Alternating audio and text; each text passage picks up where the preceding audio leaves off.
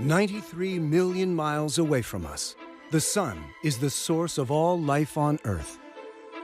The sun is the most important star to us here on Earth. It's responsible for the warmth that we receive, the food that we eat, the water that we drink. It's essential to our being.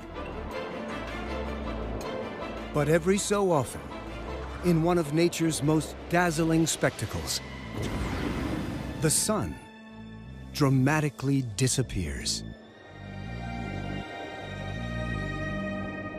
A total eclipse that's almost miraculous. Since earliest times, total eclipses have filled people with wonder and dread. The ancient Chinese thought a dragon swallowed the sun. The ancient Babylonians saw them as an omen that could herald the death of a king. But as the age of superstition gave way to an era of reason, scientists discovered a hidden region of the sun, only visible during a total eclipse. Its outer atmosphere, or corona. The corona has tantalized people ever since it was first observed. And mystified them as well, because the corona, the sun's outer atmosphere, is hotter than the surface itself. It's a few million degrees, much hotter than the surface of the sun, and we don't really understand why that is. And even from millions of miles away, it's dangerous.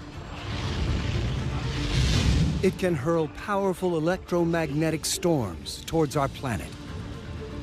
When they impact the Earth, they affect our satellites. They can cause power grids to go down, because that's where the energy is being deposited from these storms. With so much at stake, can we protect ourselves? We would love to improve our capability to predict this stuff. Today's eclipse may help scientists do just that, as they unravel the mysteries of this elusive part of the sun, the corona. 10:15 a.m., Salem, Oregon is plunged into darkness as the total eclipse begins. Over the next hour and a half, the path of totality sweeps across 14 states.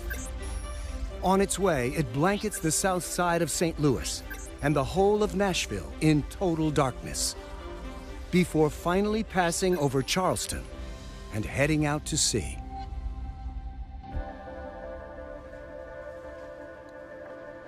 Astronomers from all over the country have been making feverish preparations for months. We've got the telescopes pointing. Jade Pasakoff is one of America's most seasoned eclipse scientists. I've now seen 65 solar eclipses. This is number 66 today. They're just wonderful things to see. He's setting up his equipment in Salem, Oregon. There are certainly dozens of telescopes. It includes a suite of instruments designed to reveal the hidden structure of the corona. Only on the days of eclipses do we see the corona appear, so we want to take advantage of that as much as possible. Farther along the eclipse path, on Casper Mountain in Wyoming, Steve Tomczyk hopes to find out how the corona triggers those destructive solar storms that can strike Earth. His team has been preparing for months, but finally, they're ready. So here we are at Casper Mountain, Wyoming, and the weather is great, and we're getting very excited as we're leading up to first contact in about an hour. 15 people that have been working hard. Everybody's ready, the equipment's working, so we're very excited about our prospects for getting some good data. But what if it's cloudy? Over southern Illinois, scientist Amir Caspi has a plan.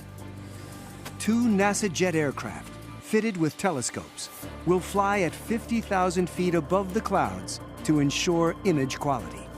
But there are no guarantees. I am very nervous. It's game day. It's hard to describe how I feel. He hopes his data will shed light on why the corona is so much hotter than the surface of the sun.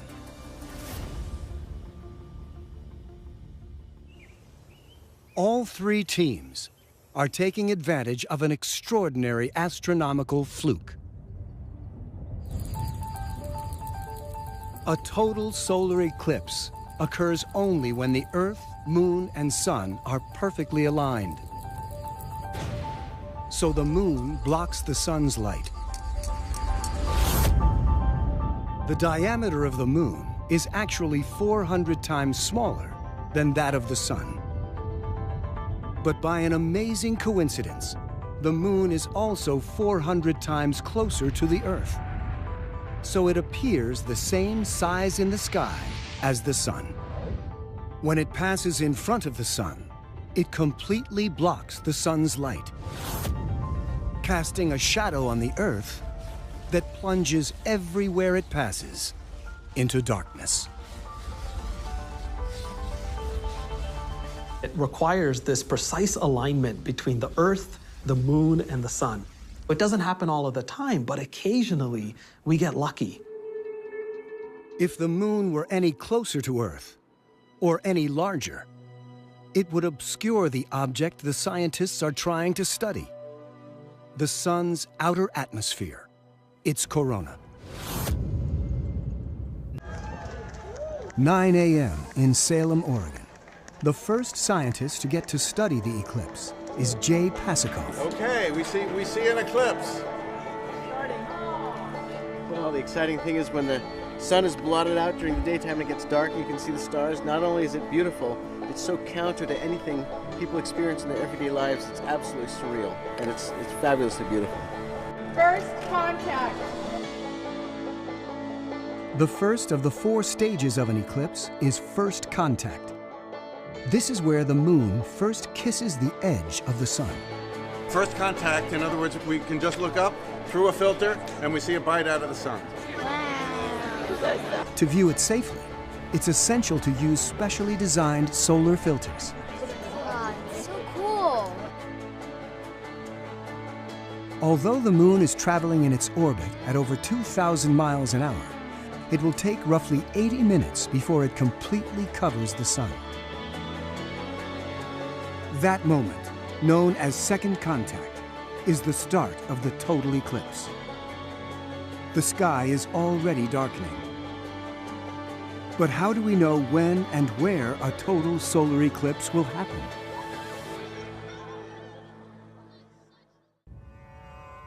The last time one was visible from the continental United States was in February 1979. Jimmy Carter was president, and the first personal computers were just going on sale. That was 38 years ago. But the gap between total eclipses can be much shorter. January 25th, nature cooperating with Ballyhoo. Elaborate preparations were made. In 1925, American astronomers watched a total eclipse as it passed from the middle of the country to the East Coast. Some even flew in an airship to make observations. This fortunate generation had already seen 2 total solar eclipses in the previous 7 years, and would see another only 7 years later. Despite this apparent randomness, there is a complex pattern behind eclipses.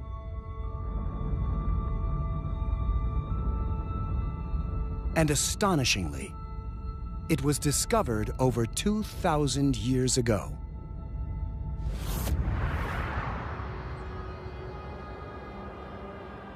Ancient Babylon, situated in what is now modern Iraq. For centuries, astronomers here kept meticulous records of their observations. They reveal that for Babylonian kings, eclipses were a matter of life and death.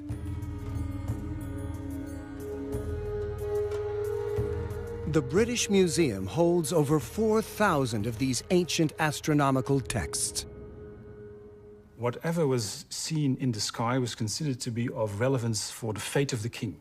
especially eclipses. They could announce war, they could announce his death. When an eclipse came, the king would stand down, and one of his subjects was appointed king in his place. But this new job came with a catch. Here is a letter in which the king asks, how long is this fellow going to sit on the throne? When can I return? And then the scholar replies, well, with the next full moon, he can go to his fate, meaning the substitute king would be killed, and the actual king would return to the throne, and the evil would have passed. To protect the king, astronomers had to be able to predict an eclipse. For hundreds of years, they recorded every occasion an eclipse was reported. Eventually, around the 5th century BC, they spotted a pattern. Some very clever Babylonian astronomers figured out that solar eclipses are governed by a cycle, and this is the so-called Saros cycle. Today, we know that a total solar eclipse will take place somewhere on Earth, about once every 18 months. But with centuries of data, the Babylonians realized there was a larger pattern. Every 18 years, the time between eclipses would repeat. They could actually make an entire calendar of eclipse predictions simply by projecting these past eclipses into the future. Astonishingly, the Babylonian predictions were accurate to within an average of 4 hours. But they couldn't tell where in the world the eclipse would take place.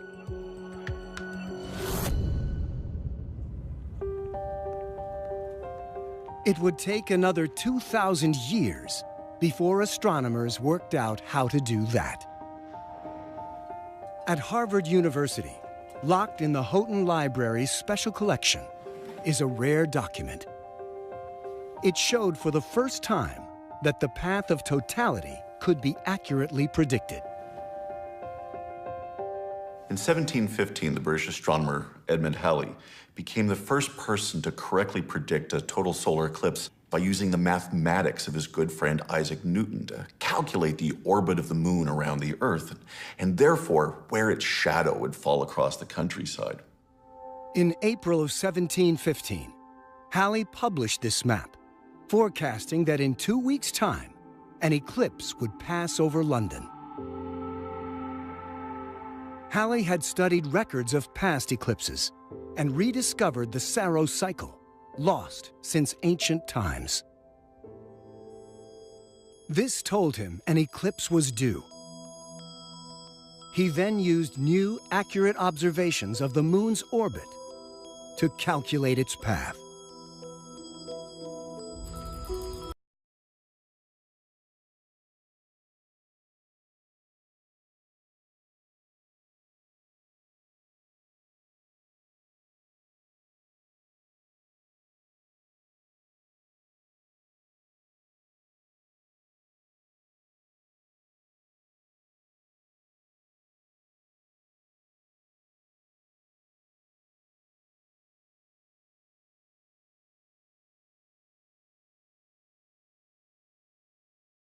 Newton's new theory of gravity gave him just the tool he needed to accurately calculate the path of the eclipse across England.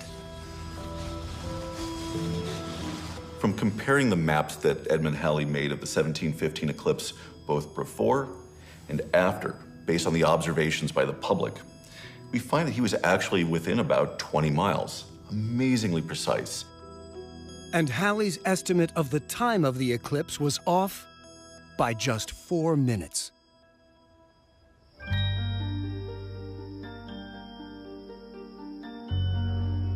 Today, with more accurate observations of the moon's orbit, astronomers can predict exactly where an eclipse will occur and when to the nearest second.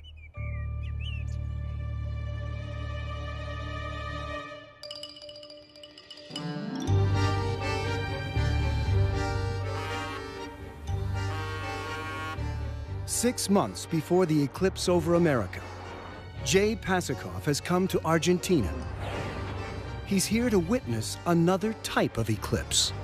I saw my first eclipse at the beginning of my freshman year at Harvard, and it's just a thrill when the universe darkens around you.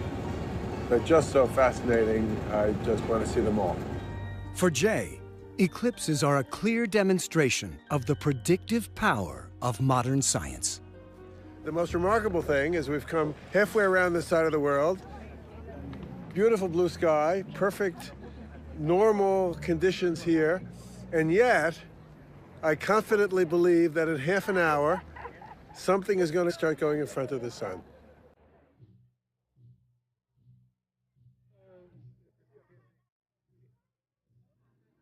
Exactly as predicted, the moon starts its journey across the face of the sun.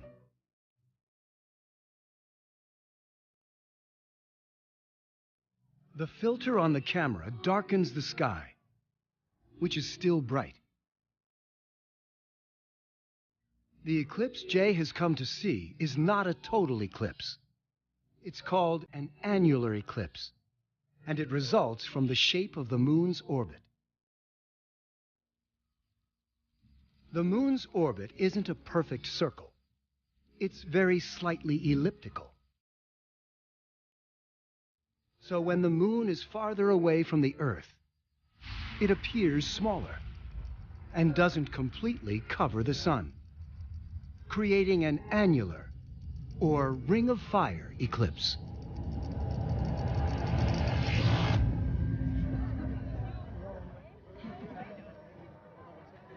Look at the quality of the light. The color is a little eerie. It's clear that something strange is going on.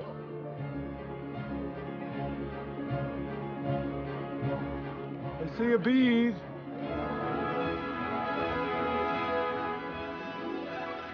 Even though the moon blocks out 99% of the sun's light, the experience for spectators, while still exciting, is different from a total eclipse. This is an annular eclipse. Here it's only going to get 100 times darker.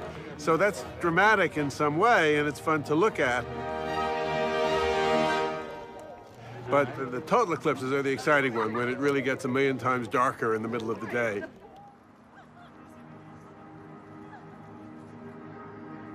Only the darkness of a total eclipse, like this one in Svalbard, Norway, enables scientists to see a part of the sun normally invisible. Its outer atmosphere, the corona.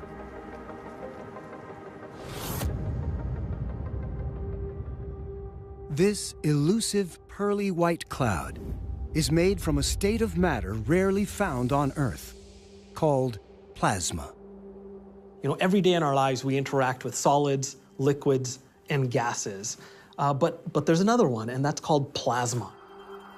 If you heat a gas to a high enough temperature, some of the electrons in its atoms fly off, leaving positively charged ions. This superhot mixture of ions and electrons is known as a plasma. It's an electrically charged gas, and occasionally we see examples of it, like lightning. You know, lightning is a plasma, and we can see it, but it's incredibly short-lived. In the corona, the natural state of matter is in a plasma.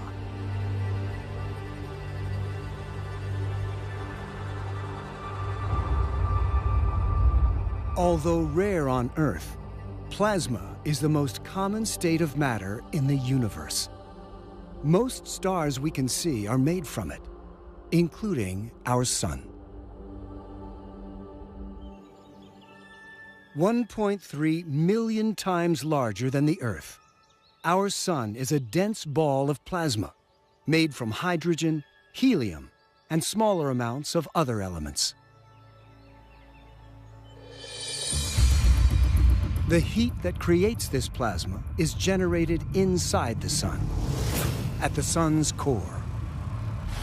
Here, the extreme pressure of gravity forces the hydrogen atoms to fuse together, creating helium and releasing vast amounts of energy as photons of light. This nuclear fusion heats the core to 27 million degrees Fahrenheit. From here, the photons of light pass through the dense inner layer of the sun. The temperature of the plasma gradually drops as the photons reach the sun's visible surface, known as the photosphere. Here, rising and sinking plasma forms a seething surface of light and dark areas. Around the photosphere is the corona, the sun's outer atmosphere of extremely diffuse plasma extending far into space. The word corona is a Latin word meaning crown. It's this crown around the sun, this beautiful halo. But it's not as dense as the sun, and so ordinarily we can't see it. Because the sun, it's so bright, we have to find a way to diminish the starlight so we can see the details on its surface. A total eclipse does just that. But when the moon cancels out the disk of the sun, this beautiful halo is revealed, and we can then study that in detail. In Salem, Oregon, Jay Pasakov's team is only minutes away from second contact, when the moon completely covers the sun. It's only 1.5 minutes to go. There's only a very thin crescent now. Now it's looking weirder. It just looks strange. It's hard to explain. You just know that something weird is happening. It's just tremendously exciting to be outside while the universe darkens all around you. And that's a primeval thrill. As the moon closes over the last remaining crescent of the sun, tiny spots of light appear, like a string of beads. The English astronomer Francis Baily, almost 200 years ago, saw bright little dots along the edge of the sun. And we now know that those are the everyday sun shining through the deepest valleys on the edge of the moon, and we call them Baily's beads after their discoverer. 15 seconds, 5 seconds. Baily's beads, diamond ring, corona. Yeah, yay. Wow. Look at the corona, look at the shape there. The total eclipse has arrived. Oh, my loop. Look at that in the sky. Oh, my Lord. Jay Pasakov's team has just 1 minute and 55 seconds of darkness to photograph the corona. We can see it on the imaging. We've got a good exposure.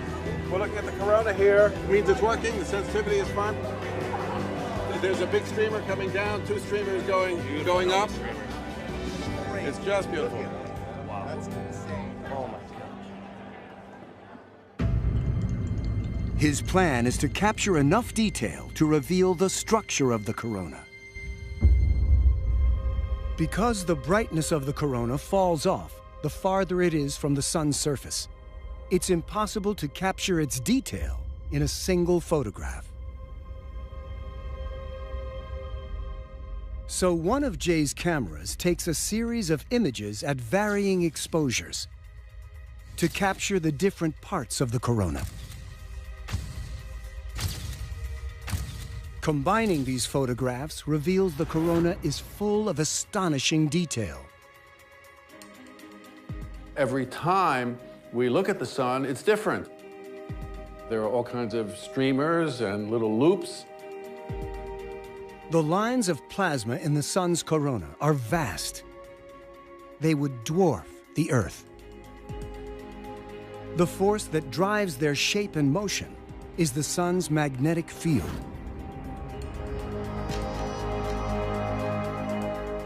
We now know that those are the magnetic field of the sun holding this hot gas in place. We're familiar with magnetic fields on the Earth. They give us our north and south poles. But the sun also has magnetic fields, and they are far stronger. As the sun turns, electrically charged plasma beneath the surface moves, generating powerful magnetic fields. Because the plasma is moving faster in some regions, it bends and twists these magnetic fields until some break through the sun's photosphere into the corona, where they form giant arches called coronal loops.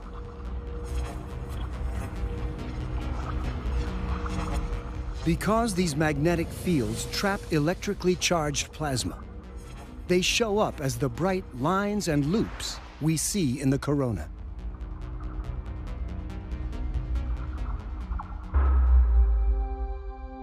The sun's complex magnetic field, revealed during an eclipse, can directly affect us on Earth through a process called a coronal mass ejection. You can see these huge magnetic flux loops, and occasionally these magnetic flux loops can break.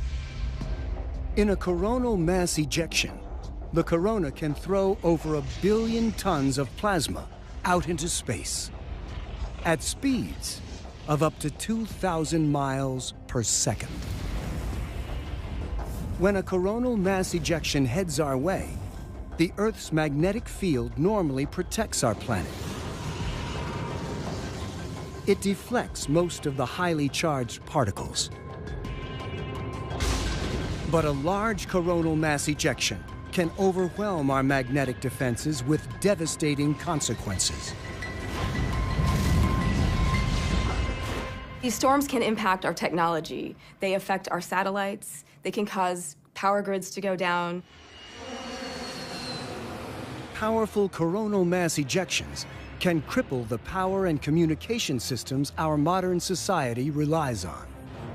When they impact the Earth, they interact with the Earth's magnetic field. They cause the magnetic field to bounce. Now, this causes currents. As these currents surge through power lines, they can knock out transformers and in an instant put a city off-grid. We really want to be able to ultimately predict when these storms are going to occur.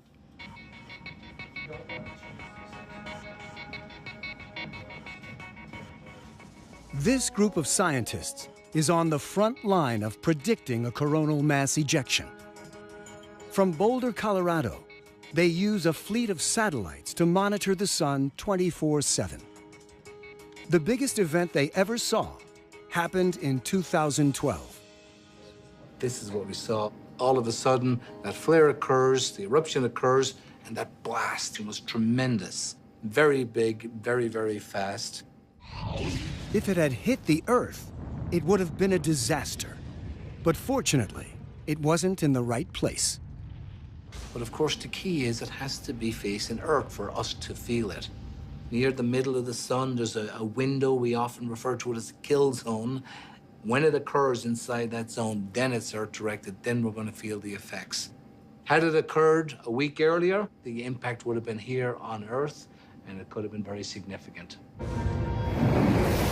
A large storm like this very rarely hits our planet. But in the last 40 years, smaller storms have damaged or disabled over a dozen satellites. And in 1989, one knocked out the power supply to the Canadian province of Quebec. To minimize the risk of devastating damage, Bill and the team must predict when a powerful coronal mass ejection will strike. We would love to improve our capability to predict. If we can better model what the magnetic field might look like within the eruption, then we'd be in a great place. And a total solar eclipse is essential to this effort. 25 minutes after the eclipse reached Salem, Oregon, it arrives at Casper Mountain in Wyoming. Here, at 8,000 feet, scientist Steve Tomczyk is setting up an experiment to see how these coronal mass ejections are created by the sun's magnetic field. Well, we're trying to find out how the corona is oriented. And that's important because energy is stored in the coronal magnetic fields. Steve hopes his new camera will help him understand these magnetic fields. So magnetism is very important in controlling the plasma and causing the plasma to erupt in coronal mass ejections. It's magnetism that triggers these violent events. The corona contains highly charged plasma, trapped in magnetic fields. When these magnetic fields become twisted, they can rise up, stretching other magnetic fields until they suddenly snap and reconnect, releasing huge amounts of energy as the plasma blasts into space as a coronal mass ejection. You can remove them. This is where the new camera helps. It will reveal evidence of the twisted magnetic fields, which are a sign that a coronal mass ejection is about to erupt. This camera allows us to measure the polarization in the corona over the entire corona and allow us to possibly eventually predict when coronal mass ejections will occur.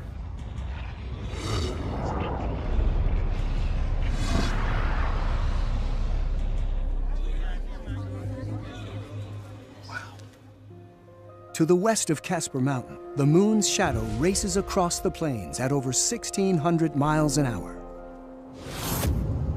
The eclipse is moments away. As the sky darkens, the air begins to chill.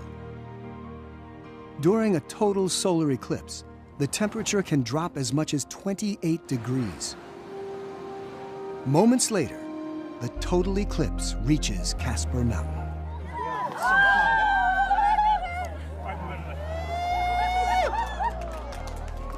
Steve's gamble has paid off. The conditions are perfect to carry out his observations. Mid-eclipse. C3 plus 40 is flash, so I think we're done. And we're starting to saturate, so I think we're good. You can cover flash now. Just catch my breath, okay? Diamond ring!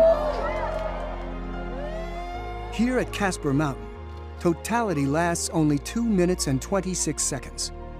But is there a way to extend the viewing time? A team of astronomers designed an audacious mission to do just that. The plan is to have 2 planes, plane 1 and plane 2. Their plan is to use telescopes attached to the nose cones of 2 NASA WB-57 jets to track the sun and record video of the corona. At 50,000 feet, we're going to be above 85 to 90% of the atmosphere, which will make our image quality much better than it would be if we were on the ground. From Houston, the 2 NASA jets fly to southern Illinois, where they will line up 50 miles apart and fly along the eclipse path. As the moon's shadow races over the jets, they will observe the eclipse one after the other. And the idea is that they pick up the track and follow the track straight through. The jets aren't fast enough to keep up with the eclipse shadow, traveling around 1,600 miles an hour, nearly 3 times as fast as the planes. By flying 2 jets, project leader Amir Kaspi hopes to extend the viewing time to over 7 minutes. By having 2 airplanes, we can stage them in such a way that when the shadow finishes passing over that airplane, it starts passing over the second airplane. And so then we can put those 2 data sets together and get a longer observation. Amir and the team are trying to solve a mystery that has baffled scientists for decades.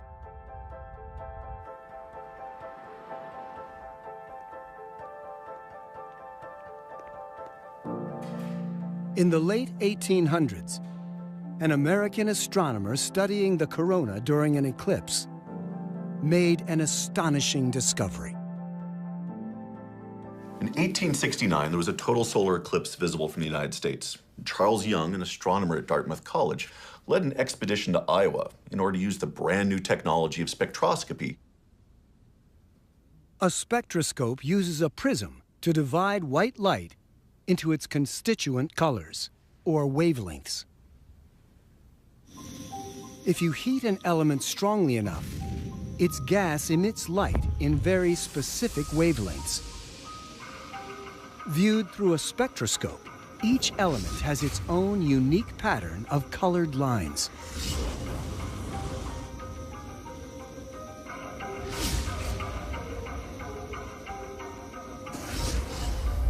By pointing a spectroscope at the corona during an eclipse, Young hoped to find the elements it contained. What he discovered was a mysterious spectral line no one had ever seen coming from any element on Earth. He noticed that there was a special green line, green light emitted from the corona. And since it matched up with no known element, people naturally assumed that there must be some new element not existing here on the Earth that had been discovered.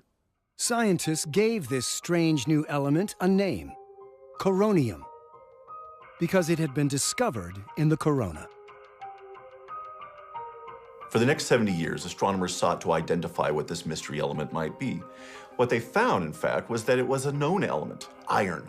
Iron at such a high temperature that 13 of its 26 electrons had been ripped away. Astonishingly, the corona was so hot, it had turned the metal iron into a plasma, with a spectral line completely different from iron found on Earth. Only under extraordinarily high temperatures is this ever possible. So when you see a total solar eclipse and you witness that amazing corona, you are seeing an object at 1,000,000 degrees. It is the hottest thing you will ever see with the human eye. And that's the problem. The surface of the sun is only about 10,000 degrees Fahrenheit. How can the sun's outer atmosphere be hotter than its surface? It seems to defy the basic laws of physics. The energy in the sun is being generated at its core, in the center. Now, as you move away from the core, you expect things to get cooler. You're moving away from the source of the energy. Same thing, as I'm sitting here close to the fire, it's hot. If I were to move away, it would get cooler and cooler. And that does happen up until the surface of the sun. But then all of a sudden, as you move further away from the surface, it gets really hot again. We do not understand what is causing this extreme change in temperature. So what is heating the corona? One of the leading theories is this theory of nanoflares, which are small, what we call impulsive events. They happen very quickly. Nanoflares are thought to be explosions on the sun that are too small to be seen directly by ground-based telescopes. But there is evidence they exist.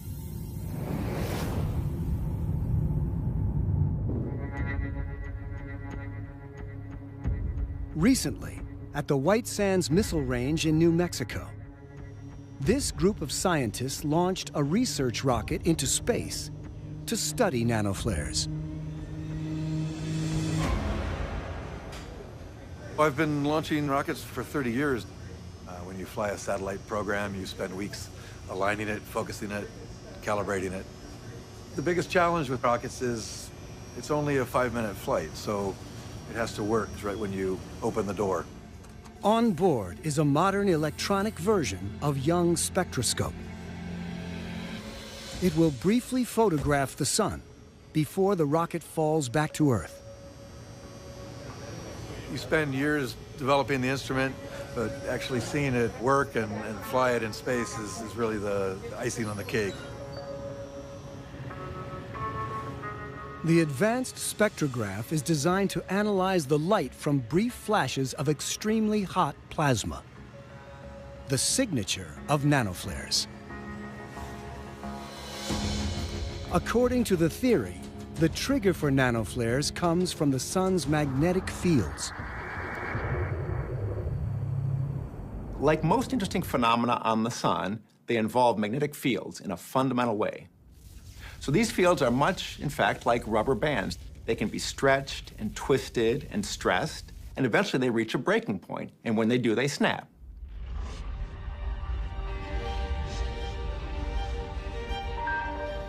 The arches of plasma that rise from the sun's surface can be made up of many magnetic field lines. As the sun's plasma churns at the surface, it can twist and tangle these magnetic field lines, creating stresses that build up until eventually the lines break and reconnect in a simpler configuration. This releases huge amounts of energy in a nanoflare. Millions of nanoflares are thought to be going off each second, beginning at the sun's surface and reaching into the corona to heat it to over 1,000,000 degrees. Each nanoflare is the equivalent of a 50 megaton hydrogen bomb. They're happening at a tremendous rate, 1 million or so per second across the sun. So collectively, they really pack a wallop. At White Sands, the spectrograph, designed to find nanoflares, will soar 200 miles above the Earth. The rocket will take it beyond the Earth's atmosphere, which would absorb the light they're trying to detect. All stations, this is MM polling for go status. Navy? TM? TM is go. S19? We're go. 10, 9, 8, 7, 6, 5, 4, 3, 2, 1. Lift off.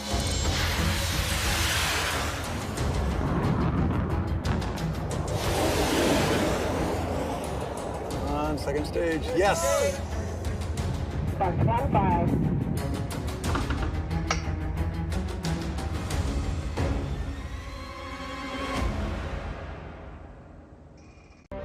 After 5 minutes in space, the spectrograph lands safely.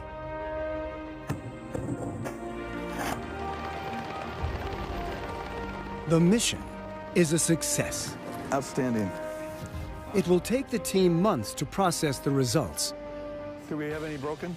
But the first indication that nanoflares really do exist came from a flight like this in 2013. That rocket captured images that indicate a surprisingly hot plasma. The emission that we see here indicates very, very hot plasma. It's a very faint emission. We, in fact, expect it to be very faint, but it's there, and that is the smoking gun of nanoflares. Spectral lines provided evidence of iron stripped of 18 electrons. And that can only happen at 16 million degrees, hotter than even the corona, and a temperature that it's thought only nanoflares can produce. So far, signs of nanoflares have been found only near the sun's surface. But during the eclipse, Amir's team will use its planes to look for nanoflares thousands of miles above the surface, in the corona. We don't know where they might be occurring. There could be nanoflares occurring higher up in the corona. Because we can't see them, we can only see the results of these nanoflares. It's hard to know. And that's one of the things that we hope to learn from this eclipse observation. In Houston, Amir Caspi anxiously awaits the live video feed from the telescopes on the NASA jets. I'm not sure what's going on. 2 minutes to eclipse. Planes are in position, although the live streams are a little flaky.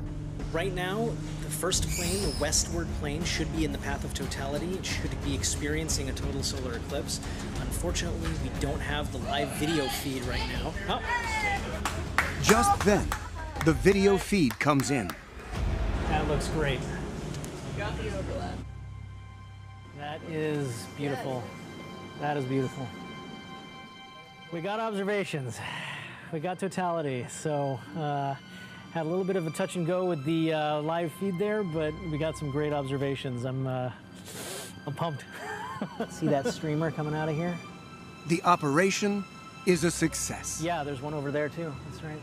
Until we get the scientific quality data on the ground, we won't know for sure if we saw what we were hoping to see.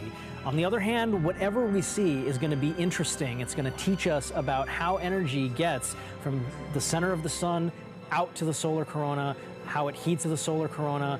It'll take a little while to extract all of that information, but we got what we came for. All right. For sheer spectacle, it's hard to beat the end of a total eclipse.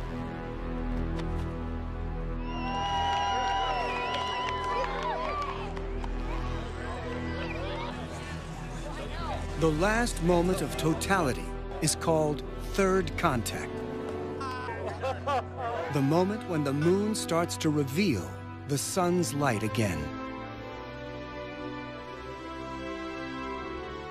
As soon as this happens, the sun creates a brief but dazzling spectacle. When the first rays of sunlight reappear, they sparkle like a brilliant jewel.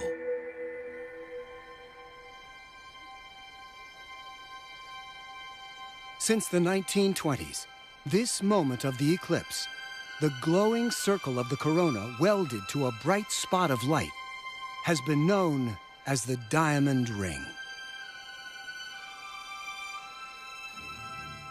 The name comes from the eclipse that passed over the East Coast in January 1925. From New York to Washington, D.C., people flocked to see it. President Coolidge watched it from the White House. One of the things they reported was a diamond ring, a bright point of light set in this diaphanous circle of corona. And so it's come down to us today, this term, which I still find to be one of the most beautiful sights to see during a total solar eclipse. Salem, Oregon. At 10:19 local time, the moon moved away from the edge of the sun, revealing the diamond ring. It's the end of totality. Just gorgeous. Congratulations, everybody. For the scientists, it's time to check their observations of the corona. Today's view of the sun will be one of the best ever in history. It's such an amazing experience. Jay has the first images from the eclipse, but he won't be able to see the details in the corona until he has processed the data. We had predictions based on what the corona might look like, and now we'll go back and compare what it actually did look like and improve the theory. So we'll be analyzing that for a long time. Good. Your first eclipse. Your first eclipse. It's going to take the place of seeing an eclipse from the Earth. On Casper Mountain, the moon's shadow passes on its way, throwing the land into light again. The diamond ring appears, and the total eclipse is over. Interesting, really interesting. It's the moment of truth for Steve Tomczyk. Did the new camera work? Data look really good. We're going to have a lot of fun the next few months analyzing the data. Really exciting, very excited. Good job, everybody. Yep. Fabulous. High five. Woo. It's another small step towards understanding the forces that trigger coronal mass ejections.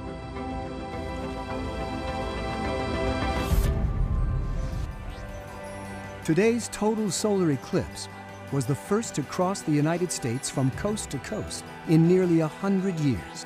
Its path, over several major cities, meant that millions of people were able to experience this unique spectacle. It's just the coolest thing I've ever seen. It's awesome. Spiritual, it's emotional. When I watched it, my jaw was completely open. There's scientists here, there's people from all over the world, different languages being spoken, and I think we're all just united by this amazing kind of cosmic event that reminds us kind of where we are in the universe. For 90 minutes today, the eclipse transfixed the nation. And If you missed it, in less than 7 years, another total solar eclipse will cross America. Once again, reminding us of our special connection with our nearest star, the sun.